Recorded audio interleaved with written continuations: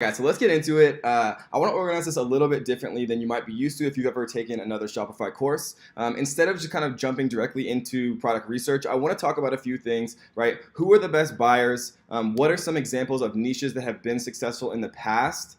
I want to talk about, questions to ask yourself about those potential niches. We're going to talk about, just some things to remember up front, just kind of so you're, set up for success and you can hit the ground running from a product research perspective rather than kind of making these mistakes after you've already, thought you found a product that could potentially be a winner. So let's go through these one by one. And then we can actually jump directly into product research with a ton of different resources, a ton of different, websites and, Trend Hunter and a lot of different things that you're going to be able to use to identify kind of up and coming niches and specific products to actually sell. So who are the best buyers? For the most part, women are the best buyers. We found in our specific experiments with Shopify, right? They're more willing to engage. Normally they control the household spending a little bit more. And normally they are the one who buys the gifts, right? So I personally don't usually buy people gifts. I probably should, but my mom will remind me to buy gifts for my sister, my grandma, and all those people. So it's just kind of how it works, at least in my family. And it's what we've found from a demographic perspective is also kind of reciprocated in our business on Shopify, right? So baby boomers, again, 97 million people are kind of getting older, right? They're used to computers now. They have disposable income because, even though there's millions and millions of, 17-year-old, 16-year-old kids on the internet, not all of them have credit cards and not all of them kind of have the disposable income to be able to buy things from Shopify. So you kind of want to keep these things in mind with every decision you're making as far as what niche to actually get into, because although there are a ton of young kids on Snapchat and on all the other different mediums and things like that on the internet, they aren't necessarily the ones who are going to take their credit card out, give you sales, and in the end give you profit, which is kind of the point of all of this, right? So and baby boomers are normally the gift buyers, cosmetics, anti-aging, home decor, recreation, romance, convenience, right? These are all very good niches to actually think about and to consider getting into, right?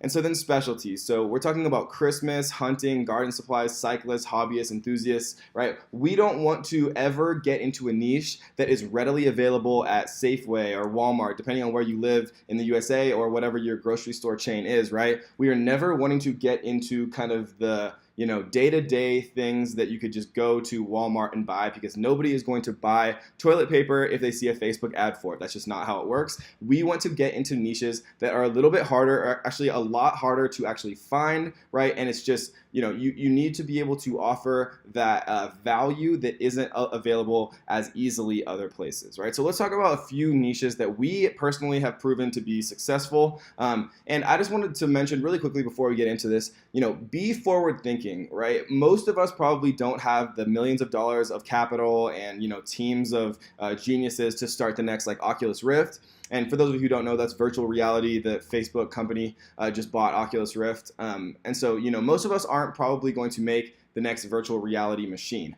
But, a lot of us could, if we're forward thinking and we're thinking about where the trends are going with technology, a lot of us could potentially, make accessories for it, like replacement bands or, maybe decals to put on it or whatever the case may be, right? You kind of have to get creative, but, you want to always be thinking about where consumers are going and then be able to actually get a portion of that specific niche, through your foresight. Another great one is drones. I have a friend who personally started a Shopify store surrounding drone accessories, right? So they sell replacement propellers, they sell carrying cases, all types of different accessories for drones, and they're doing a great job. So let's talk about a few niches that are successful and that have been proven successful, right? This is not an exhaustive list. The point of this is not to give you, what niche you should go into. It's to talk about why these niches are important. And once you kind of understand why these niches have been successful, what the kind of underlying causes are, then you can go out and find your own niche by kind of replicating the elements that made these successful, right? So what about an aquarium makes this niche successful? So aquariums are a perfect example of a hobbyist, right? People who buy aquariums are normally very passionate about it. There's a ton of different little things that kind of go into aquariums, which is something that you want to be thinking about as well, right? You need the pumps, the rocks, any of the little plants, fake plants, or any of the figurines or anything that are inside of it. There's a number of different small items that go along with aquariums, right? So there's a lot of little accessories and little parts that kind of go with it. People that buy aquariums are normally very passionate about it. People who buy, larger aquariums usually have a lot of disposable income because they're quite expensive, right? So they're probably not very cost conscious, which is something that, is a great kind of asset as well when you're going into a niche. Golf is an amazing one, right? Again, there's a ton of little things. I have it pulled up here. There's a ton of little just golf ball pickup, retriever, grabber, claw, sucker, right? Like there's little pendants. Golf jewelry is a great one that a friend of mine is actually doing an incredible job with. Training aids, all types of things like this little thing that is just like supposed to keep your wrist straight. There's so many little accessories that are popularized by golf channels, and golf is the perfect example of a target market that has a ton of disposable income and time, right? They've been accustomed to using a computer and using e-commerce in the baby boomer kind of realm. It also kind of plays to the younger crowd, to both men and women. So it's just a really amazing niche that we're probably actually going to use as some of our examples going into things. And so let's just, for the sake of consistency, let's just type in aquarium as well.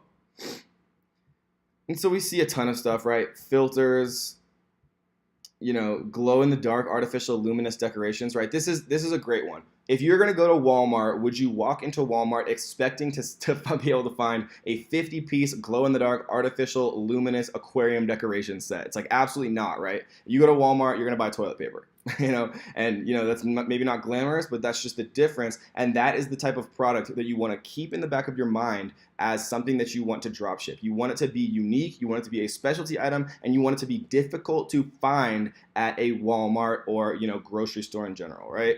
So we're gonna go with specialty bow ties. A lot of different types of specialty kind of clothing are really good kind of niches to get into. And what I mean, and think about the reason for this, right? If you want a bow tie, let's say that you're obsessed with like platypuses or something random, or like maybe your girlfriend loves octopuses, and you want to get him or her or whatever the case may be a bow tie with like a specific animal or maybe like a specific city name or some type of additional level of specificity than just a normal regular bow tie. Where would you be able to go? Again, you could not walk into a Walmart or a Sears or any type of clothing store, generic clothing store, and be able to get a specialty bow tie in the way that you could from an e-commerce store, right? And there's ways to go about, looking what types of bow ties that we'd actually populate the store with, right? Because, if I was watching this, I might think, yeah, but how do I know which type of bow ties would sell, right? And there's a ton of different ways to know how, which type of bow ties would sell. And we're going to talk about that in depth.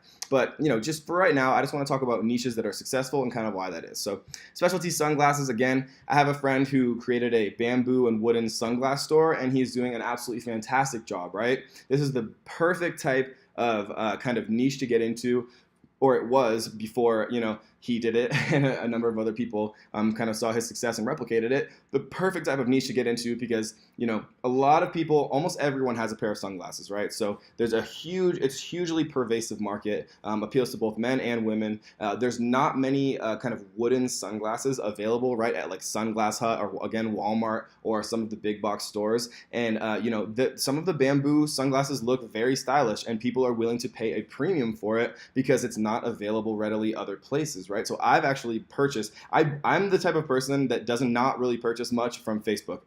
Facebook ads don't work on me very well because I use Facebook ads so much that I'm kind of like, cynical about buying from Facebook ads, which is kind of strange. But I've actually purchased a pair of bamboo sunglasses from a Facebook ad just because it looked so sexy, right? I actually reached out to the store owner and we became friends, right? And so he was doing a great job with his product photography, right? He took them straight from Aliexpress, and we'll teach you how to find all of the HD images from Aliexpress, so you aren't going to have to worry about taking your own product photography. It's all kind of done for you.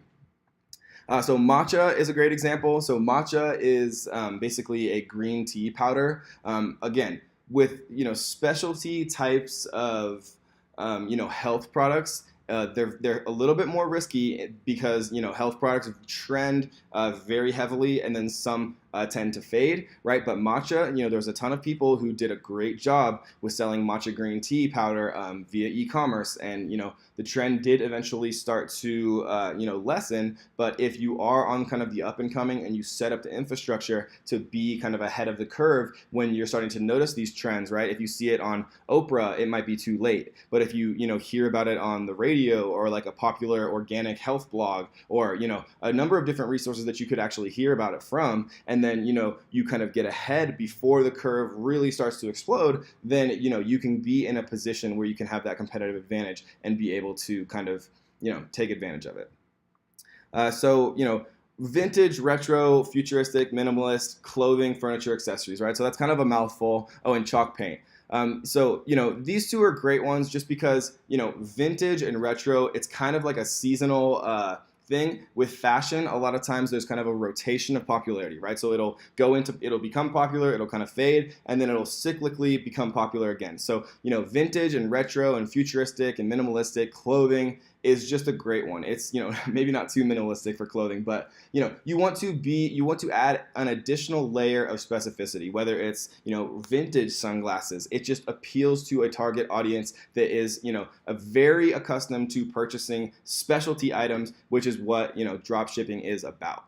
Enamel pins, fishing, these are two amazing ones. Fishing is absolutely a beautiful topic, right? Again, a ton of different tiny little lures and jackets and replacements for reels and all different types of lures with colors and fish and wiring and fake fish and all of these different things, all these tiny little kind of things that you can send very easily. Again, it has a little bit older of a demographic, usually with more disposable income and time, and they're used to computers, and they have the ability to pay a little bit extra for these things in a specialty sense that they want.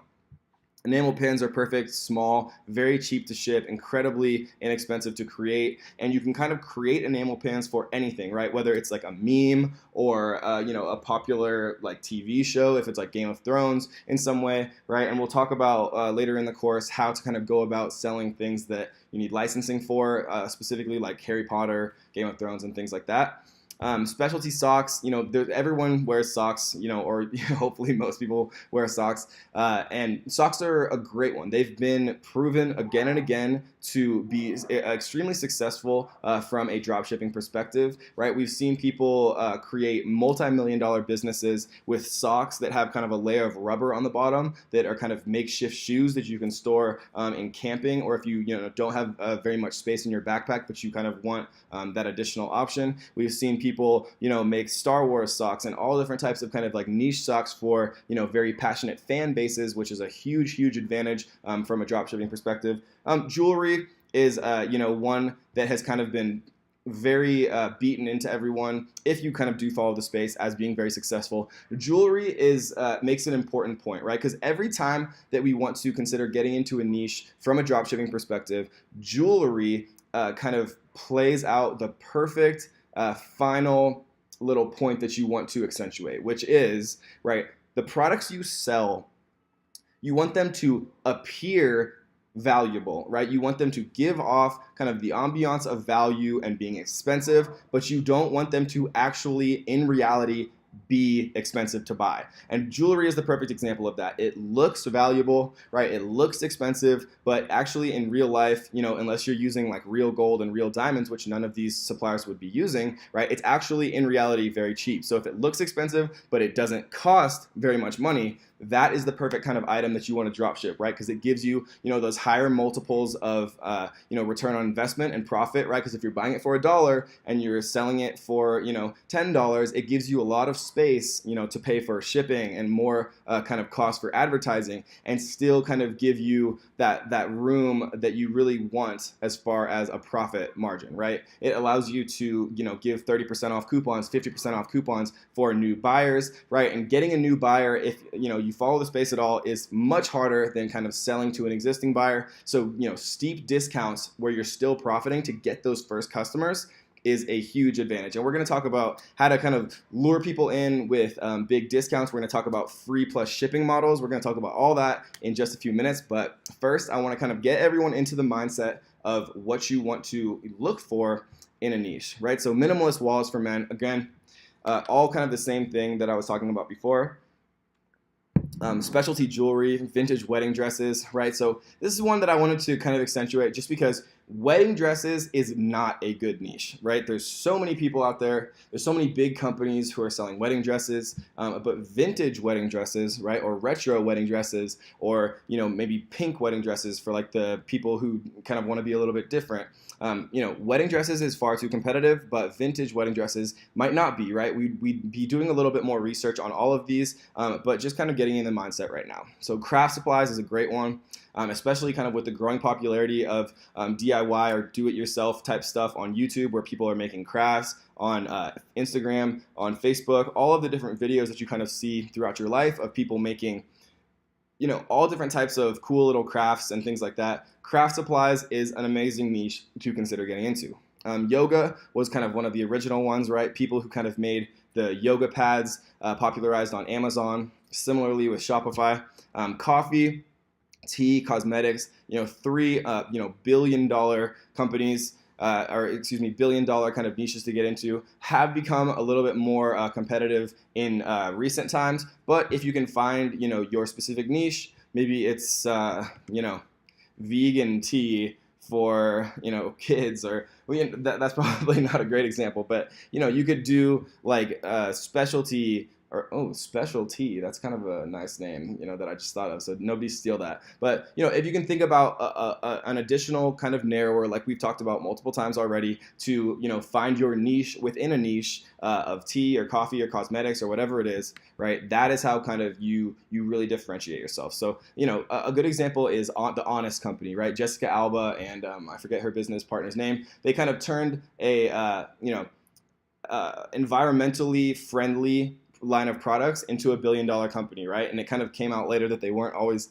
being the most environmentally friendly, but, you know, they did a great job of marketing, right? The kind of like socially conscious person who wanted to be better about the environment, not pollute, not like produce so much waste. They were spending a little bit extra money, kind of spending money with the Honest Company because they, you know, felt better about not destroying the earth. So they found their niche within a niche of, you know, environmentally friendly diapers and all the different things that they were selling. So that's just a kind of an example that came right off the top of my head. So this is Trend Hunter. We're going to look more into all of these websites in later videos, but I just wanted to show you guys kind of really quickly. Trend Hunter is a great website that I use all the time, and it basically just shows all types of trending products. Right, so eco bamboo compacts. You know, this is amazing. Like whether it's like a bamboo coaster or you know, refillable lip balm. Some of the stuff I would just never think about. Oh, that's funny. Sustainable cosmetics containers, right? So this is environmentally friendly, like we were just kind of saying. Athletic Australian streetwear. So that is a beautiful niche to get into, right? And the beauty of drop shipping is, you know, e-packet, which we'll talk about later, the fastest way of shipping, goes to a number of different countries, and I would assume Australia is one of them. We'll talk about that in a second. So golden chocolate bars, right? You know, 100 days before the Winter Olympics, playing off, you know, real world events like the Olympics or, you know, the World Cup or whatever. The people who are kind of playing off that and, you know, recognizing the huge marketing presence of these multi-million or billion-dollar kind of events, and then you know, capturing a piece of those events through their Shopify stores are people who are doing a great job, right? Seasonality, selling Halloween clothing or Halloween whatever it was, right? Halloween just passed recently, but, you know, people are making millions and millions of dollars kind of taking advantage of Christmas every year and things like that. So co-branded knee highs, collaborative designer pop-ups, right? Pop-ups in the windows, right? This is amazing. I mean, I could go through this for hours, so we're not going to look too much into that because I'll get distracted. But so let's talk about questions to ask yourself about a potential niche that you're considering. So let's say that you kind of, you know, came into, let's just say that you wanted to do enamel pins. You're going to do like a whole Shopify niche store around enamel pins. Maybe you're going to do pigs because you love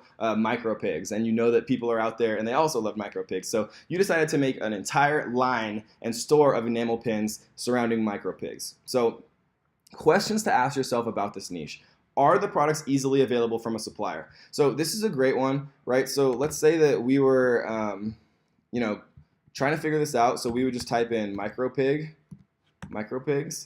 and see what was available here, right? So there's a ton of different like stuff here, so they're obviously available, pretty cheap. And these prices are not the kind of one size fits all. If you order more pieces or you start to do like a larger volume, these will go down. And we're going to talk about how to negotiate those prices down to get the best possible prices. And again, enamel pins. Aliexpress has the capability of creating basically whatever you want, right? And so we're gonna, talk about how to kind of identify which of these suppliers are the best, right? 2,700 orders of these, and we could find, this is a cat, but I'm sure that they'd have the capability of making, whatever print that you actually kind of gave them, and so. Yes, the products would be easily available from a supplier. Are products in demand in this chosen market, right? We'd be able to use Google Trends and a couple of other different sources to see, the exact search volume that people are looking for from a buyer perspective related to our niche, which we'll talk about later, right? Are people willing to pay for the product in this chosen niche? 2,700 orders, a lot of orders, thousands and thousands of orders on all of these different things. So we do know that people are paying for enamel pins, especially if you're doing kind of your research correctly as to what niche to get into and things like that. Do you have an interest in this product? Yes, I absolutely love micropigs personally, so I do have an interest in this product. It just makes things easier, right? If your interest is in making money and you find a niche that you've proven to work, and even if it's not what you're hugely passionate about, earning passive income so you can do what you're hugely passionate about is one of my passions, right? And so, I always suggest that people have some interest, but if you find a killer niche and it's not the most interesting thing in the world to you, don't ditch it just because of that.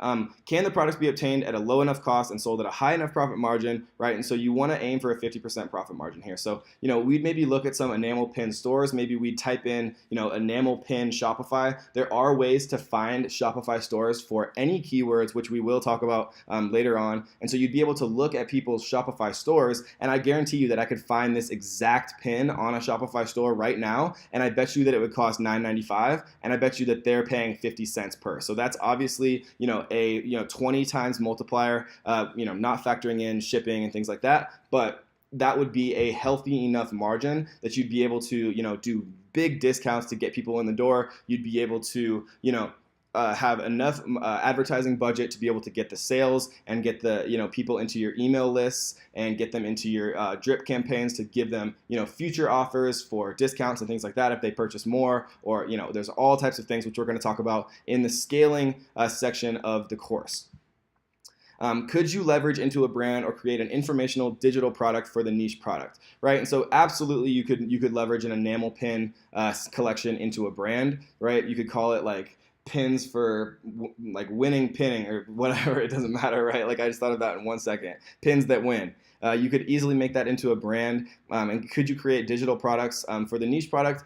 This is one that I just personally like to consider. This isn't like a necessity by any means, but if you could create a digital kind of product for it. So let's say you could launch a YouTube channel all about enamel pins, right? How to make them, the best uses for them, how to take care of them, your favorite or the rarest ones you found or whatever, right? So if you can kind of form a following of people who are interested, or maybe a Facebook group about it or whatever, it helps immensely in forming a brand. Is the product a temporary trend, right? So the best way to look at this is just Google Trends, which we'll talk about later on, to see whether or not people are interested in enamel pins all year round, or whether they're only interested in enamel pins like maybe only during Q4 or during December or things like that.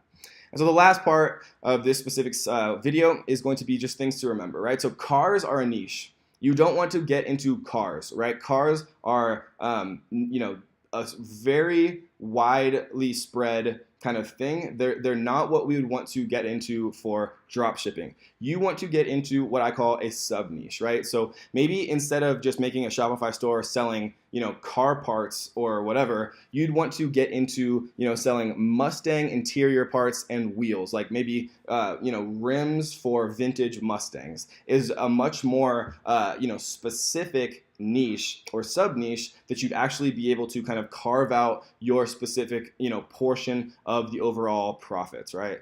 Again, stay away from commodities. We talked about this before. You're not going to be on Shopify selling toothpaste or toothbrushes or toilet paper. Maybe you could sell novelty toilet paper with like Donald Trump's face on it. And no offense to anyone who likes Donald Trump, I'm kind of indifferent. But toilet paper, novelty toilet paper actually is kind of a large seller. So I've seen Hillary Clinton on toilet paper, I've seen Justin Bieber, I've seen Donald Trump, and I've seen those selling a number of different reasonably high volume on Amazon. So toilet paper would be a no, but maybe novelty toilet paper would be a yes. Similarly with toothpaste, right? I've seen, Tom's did a great job of carving out kind of the organic toothpaste niche in the toothpaste realm. And so, stay away from just generic commodities, but that doesn't mean that you couldn't do it if you get creative, right? It's all about utilizing your own abilities, your own experiences to kind of get creative and create, carve out your sub niche in these larger niches, right? So higher ticket products usually have higher profits, right? There's less orders to track. There's less help desk and customer service issues, right? So the more expensive that we can have each individual product, it's kind of the better. There is no one size fits all for all of this, right? We ship things that are big and heavy and expensive. We ship things that are small and light and cheap. It kind of depends on, what you can find, what you can make work. The point of all of this is to understand the process and then be able to test a ton of stuff and then just scale the things that work and, stop the things that don't. Right, you want your average order to be $50 to $75, and again, 50% profit margin is normally what I shoot for. $50 to $75 is good, and there's a lot of ways to kind of incentivize people to do this, like free shipping if your cart value is $50, and I'll show you exactly how to set that up in Shopify, from a pragmatic perspective or practical perspective. Average weight, right, lighter is better. We're going to talk about this more later, but e-packet shipping is just the best way to ship as a drop shipper. One of the biggest problems with drop shipping is the delivery times, right? So a lot of people have kind of gotten used to like the 2-day delivery or 3-day delivery with Amazon Prime. With drop shipping, e-packet is a 12 to 20 day shipping time, and that's about the best that you can expect, right? And so this is kind of the trade-off. If you're going to do Amazon FBA, which I also teach, right, there's more upfront costs, but again, Prime shipping is a huge reason that people will, pay an additional cost to get it faster. But with drop shipping, the fastest you can expect to get your products to your customers is 12 to 20 days, and that's with e-packet shipping, which is the fastest version of shipping. And so to qualify for e-packet, your products have to be less than 4.4 pounds and have to be less than $400 in value. And we'll talk about that again, but it's just something to keep in mind, right? And so the more random, the better. So we're talking about, train horns, specialty Christmas ornaments, maybe like they're, rude Santas with like his middle fingers up or something for like the messed up people out there like me who have weird senses of humor. Halloween costumes is a good one. Specialty items like, random flags, obviously not the American flag that's very easy to buy, but maybe like if people wanted, like a Estonia flag might be a little bit harder. So I've seen, specialty stores and Shopify stores that sell things like that. Weird and embarrassing is good for this, right? Because people don't want to go into Walmart and buy like, sexual toys or things like that, or, nail fungus medicine or things like for baldness, right? People don't want to be embarrassed. They don't want to admit to the cashier that they're buying condoms or whatever it is, right? And so weird and embarrassing can be good. So we already talked about this. You don't want anything that's available at Walmart, really. And to avoid ridiculous shipping times, like we said, you want to choose what's called e-packet shipping, which is 12 to 20 days rather than, what can actually be 40 days via like China Post and things like that. So the product requirements for e-packet shipping, like we said, is 4.4 pounds and can't exceed $400 in value.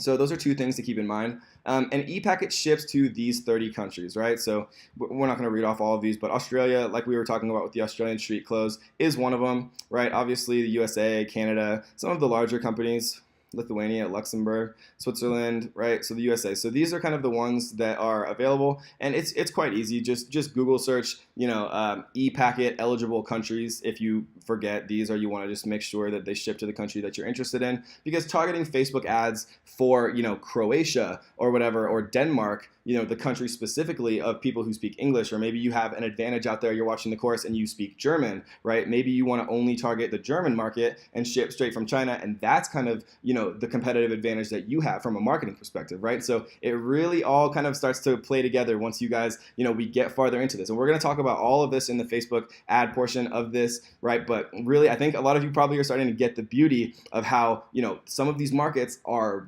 very less competitive, or so much less competitive. The ad costs are much lower, right? And it does not make a difference. You can ship these enamel pins to Germany for the exact same price as you can ship them to the USA, right? So this is not all to the USA. You can ship to any of these countries very quickly, kind of all in the same way. And so it's really, the beauty starts to kind of work together when everything's iterating. You're only advertising to Estonia because maybe you speak the language, or maybe you're only targeting people in Estonia that speak English, and they also like, the popular enamel pin companies. And so really, I think a lot of you are probably kind of starting to get excited. I'm obviously excited. I can't really hide it. This type of thing really gets me, it gets me pumped up, because it's so much fun kind of figuring all of this out. And we're going to go through all of this, and we're going to teach you everything. But that is, kind of the summary, the quick summary, maybe not that quick, but that's the quickest summary to remember all of these things, right? And I would always recommend people to kind of go through the entire first module, right? Take notes for yourself. It helps taking your own notes. Once you've kind of taken notes, maybe come back to any of the videos again and watch them again if you need a reminder, right? But what I suggest is going through the whole first module, taking notes, and then kind of just going onto Aliexpress, going onto all of the other different kind of websites and resources that we're going to go through, and then just do it yourself, right? If you need to rewatch things, do it, because it's yours forever, right? And so I hope you guys enjoyed that. That's kind of the very first part about identifying niches, right? Who we want our target buyers to be, things to remember, right? Are you going to be able to find suppliers for these products, and what type of niches you want to get into and why? So we'll see you on the next one.